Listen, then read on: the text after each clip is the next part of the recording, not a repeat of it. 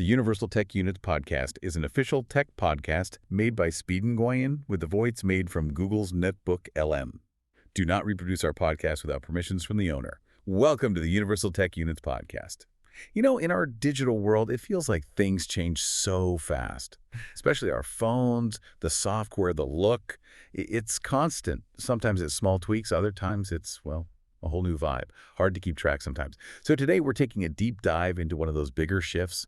We're looking at the latest from Google Android 16, and specifically its bold new look, Material 3 Expressive. Right. And our mission today really is to get past the buzzwords.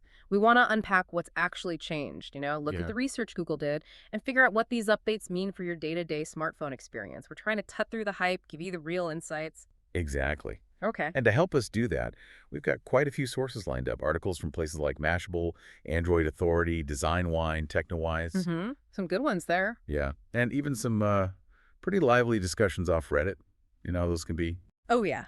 Unfiltered is the word. So let's get into it. First off, the timing of Android 16. This was a bit of a surprise, wasn't it? It really was. A genuine curveball. It launched back in June 2025. Months earlier than usual.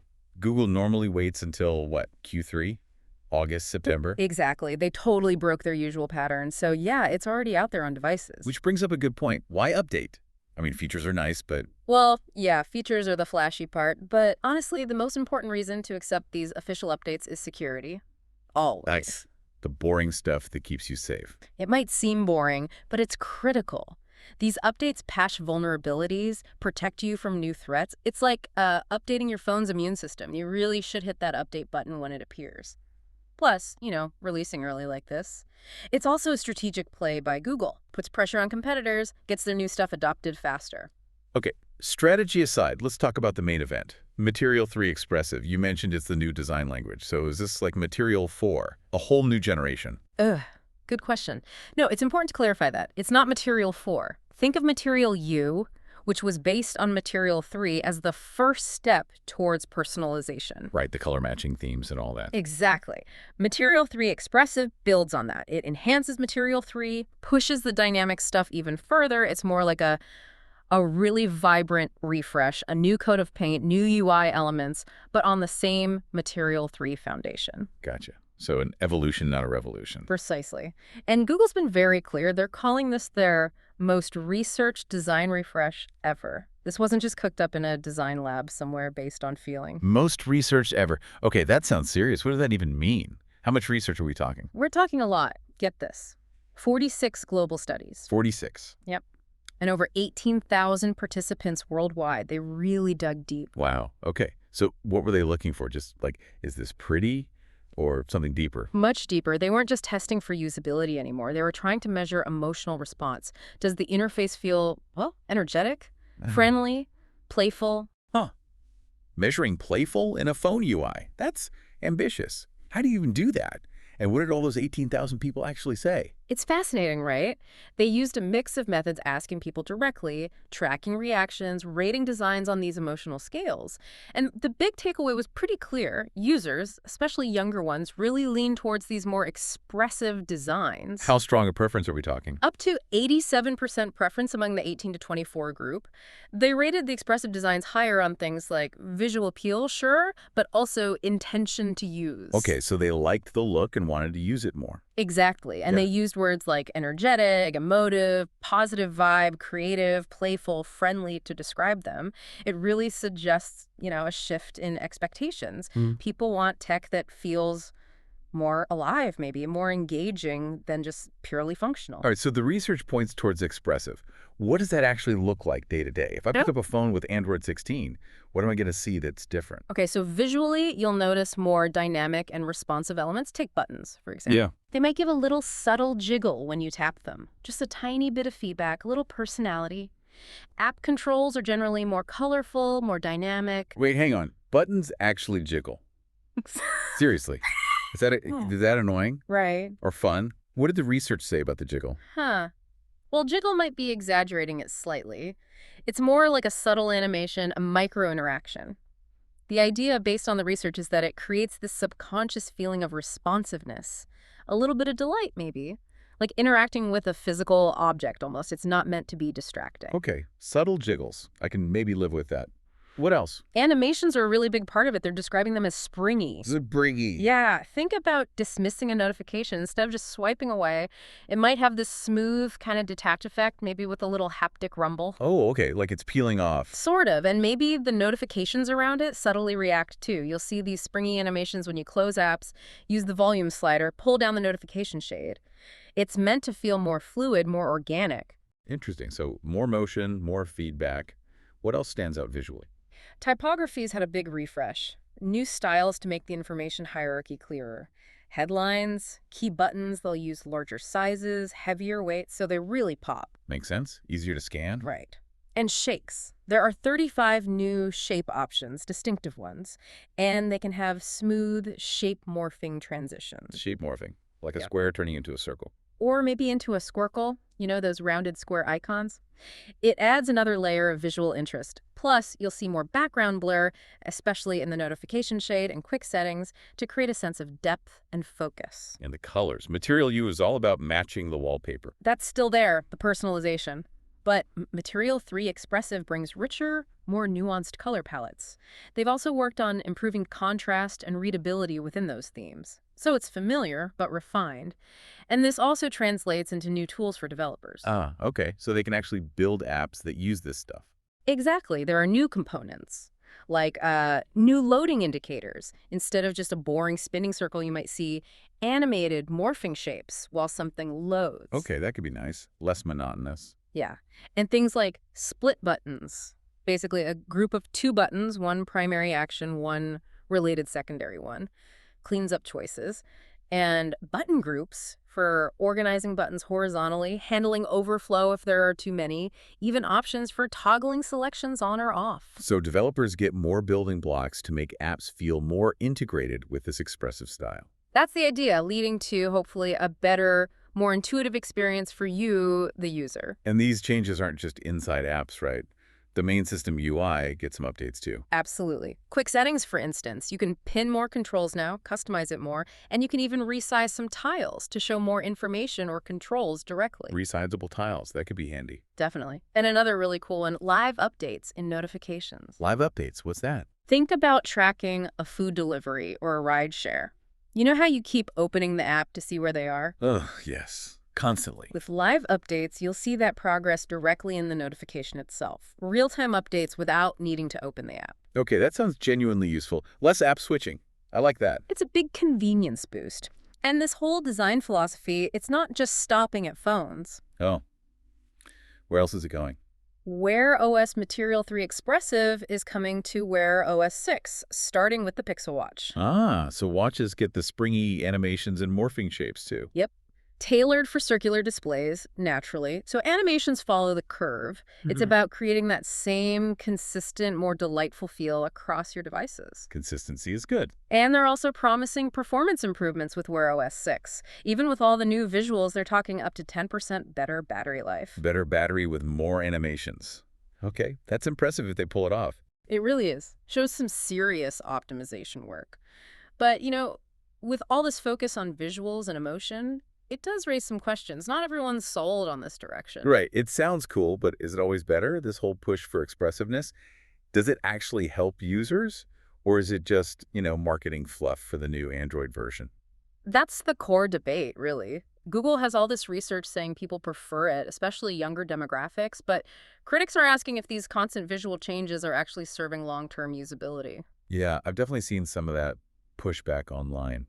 Reading through forums, some people are calling the new UI. Well, let's just say not everyone's a fan. What kind of things are they saying? Terms like childish, ugly, even bloated mess come up. Complaints about too much padding, wasted space on the screen. Mm-hmm. And those aren't just aesthetic complaints necessarily. There are real usability concerns tied into that. Like what? Like information density. If you add more padding, make elements bigger and bouncier, you see less information on the screen at once. Mm-hmm. Right. Yeah. Which can slow down people who know exactly where things are and just want to get things done quickly. Yeah. Power users. Exactly. They might find it less scannable, less efficient. Then there's the rollout issue. It's not like a switch flips and everything looks like Material 3 Expressive overnight. No, it takes months, right? Apps update at different paces. before manufacturers add their own skins. Precisely. So you end up with this period of mixed interfaces, fragmentation. Some apps look new, some look old. It can feel inconsistent, even jarring for a while. And remember that weird music player concept that made the rounds? People are really confused by that one. Ah, yes, the infamous music player. It's really important to stress. Google showed that as an example of what not to do. Oh, right. It was a cautionary tale. Exactly. It showed what happens when you prioritize fancy aesthetics over fundamental usability, breaking core interaction patterns just to look different. Google used it to say, don't do this. Okay, that makes more sense. And that example really underscores the need for well-applied design. The flare can't compromise function. It has to enhance it, or at least not hinder it. Finding that balance. Freshness versus familiarity. It's a delicate balance. You need to keep things intuitive. If an interface feels slower or harder to use, no amount of jiggling buttons is going to make up for that. This tension between expressive design and pure efficiency, it's really front and center with Material 3 Expressive. Makes you wonder where the line is. How expressive is too expressive? That's the million-dollar question designers are grappling with. Okay, so visuals aside for a moment. Android 16 isn't just a pretty face, right? There are other functional improvements under the hood. Oh, absolutely. Quite a few significant ones, actually. Let's talk about those. What else is new? A big one is adaptive apps. This is really key for foldables and tablets. Making apps work better on bigger screens. Exactly. Instead of just stretching a phone app awkwardly, apps built with this in mind will automatically adapt their layout. They'll spread out, use the extra space intelligently. It's crucial for making foldables and tablets genuinely useful for more complex tasks. That's been a long time coming for Android tablets especially. Definitely. Then there are enhancements to notifications beyond the live updates we mentioned. More notification stuff. What now?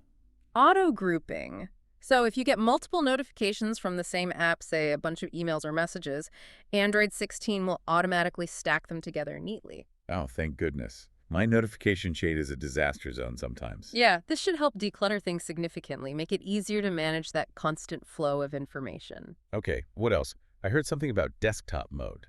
Yes, Android is taking another step towards being more like a desktop OS. Android 16 introduces proper desktop windows and much better support for external displays. So you can plug your phone into a monitor and get like actual windows you can resize and move around. Yeah. With a keyboard and mouse? That's the goal, making Android much more capable when you're using it on a larger screen with peripherals. It really blurs the lines between mobile and desktop computing. Interesting. And security, you mentioned that earlier. Any specific new features there? Security always gets attention. There's a new feature called Identity Check. Okay.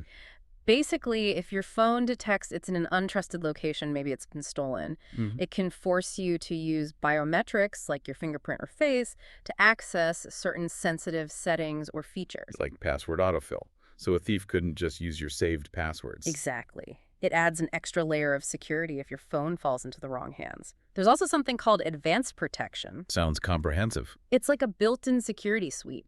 Helps identify harmful apps, protects against online attacks like phishing scams, blocks spam calls. More peace of mind built right in. And one more. A safety check feature within the personal safety app lets you easily check in with chosen contacts if you feel at risk, or maybe you're going somewhere alone. A simple way to let people know you're okay, or if you might need help. That sounds like a really thoughtful addition. Okay, one last area. Accessibility. Any improvements there? Yes, a significant boost, particularly for hearing aid users. That's so. Better support for more brands of hearing aids, first off, and it makes using LE audio devices during calls easier. Right. LE audio. Can you remind us quickly what that is? Sure. LE audio is just the next generation of Bluetooth audio. Lower energy use, potentially better quality, really good for small devices like hearing aids. Gotcha. So Android 16 improves how hearing aids using LE audio work with calls. You can even use your phone's microphone as the input for your LE audio hearing aids now and adjust ambient sound levels directly from the phone. Wow, using the phone as the microphone for your hearing aid. That's clever. It really is. And there's native support for something called Auracast. Auracast. Yeah, it's a Bluetooth LE audio broadcast feature. Imagine being in an airport lounge or a gym. Instead of blaring announcements over loudspeakers or everyone having their own music, a single source could broadcast audio directly to everyone's compatible headphones or hearing aids simultaneously. Like a shared personal audio stream. Exactly. Multiple people connecting to one source. Huge potential for accessibility, public announcements, shared listening experiences. It's pretty cool tech. Okay, so wrapping this all up, Android 16 feels like a really packed release. You've got this major visual overhaul with Material 3 Expressive, Right. driven by all that research into emotion and I plenty usability. to jiggling buttons and springy animations. Yeah, all that. But then you've also got really solid functional upgrades under the hood, better security, much better accessibility, real steps towards improving large screen and foldable use. It's definitely a mix, trying to push the interface forward aesthetically while also shoring up the foundations. So, looking at the bigger picture, Mhm. what does Material 3 Expressive, with this intense focus on emotion and dynamism, really signal for the future? Are all our digital interfaces going to start feeling things back at us? That's the big question, isn't it? Could this be the start of interfaces that genuinely try to connect on an emotional level, become more like companions, less like simple tools? Or will we just get tired of it? Will the constant bouncing and morphing lead to user fatigue, making us wish for interfaces that are just quiet and efficient? It's a fascinating trajectory. Will expressiveness win out, or will utility remain king? Or can they truly coexist long term? Definitely something to think about. It makes you consider your own preferences, doesn't it? Are you excited for this bolder, more, expressive future? Or do you lean towards something more subtle, just gets the job done? Ultimately, the choice, or at least the reaction, is personal. Indeed it is. Something for all of us to experience and decide on as these updates roll out. See you again in the next episode of this Tech Podcast.